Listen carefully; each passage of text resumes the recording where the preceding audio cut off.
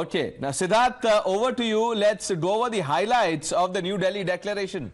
So Pranesh, let me just take you through the important parts, the operative parts of this particular declaration, which comprises about 83 paragraphs. But let's just focus on a couple of paragraphs pertaining to the most important sticking point as far as the G20 is concerned, which is the war in Ukraine. So let me just take you through para 8. It says, concerning the war in Ukraine, while recalling the discussion in Bali, we reiterated our national positions and resolutions adopted at the UNSC and the United Nations General Assembly, and underscored that all states must act in a manner consistent with the purposes and principles of the UN Charter in its entirety.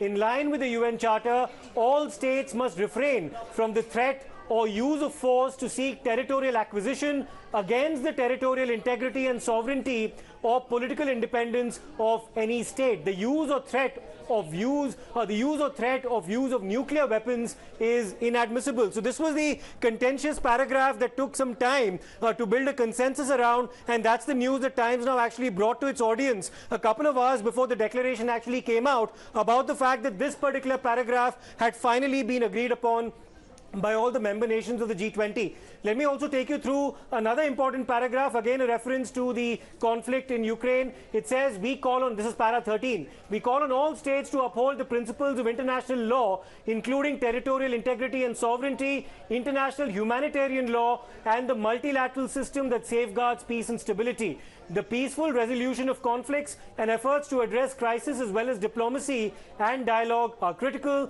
We unite in our endeavor to address the adverse impact of the war on the global economy and welcome all relevant and constructive initiatives that support a comprehensive, just and durable peace in Ukraine that will uphold all the purposes and principles of the UN Charter for the promotion of peaceful, friendly and good neighborly relations among the nations in the spirit of one earth, one family and one future. It ends, of course, with a line that was also adopted in the Bali Declaration in November 2022, which was Prime Minister Modi's statement that was also made to Vladimir Putin, which is, today's era must not be that of war. So this is, of course, the operative portion of the fairly exhaustive Delhi Declaration that relates to the conflict in Ukraine.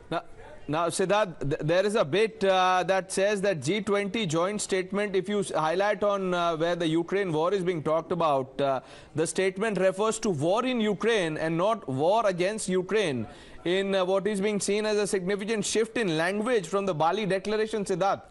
Absolutely, Pranesh. Another point that we must actually emphasize here, apart from that one distinction that you drew, is that if you go to paragraph 8, where I'll just repeat the lines for the benefit of our viewers once again.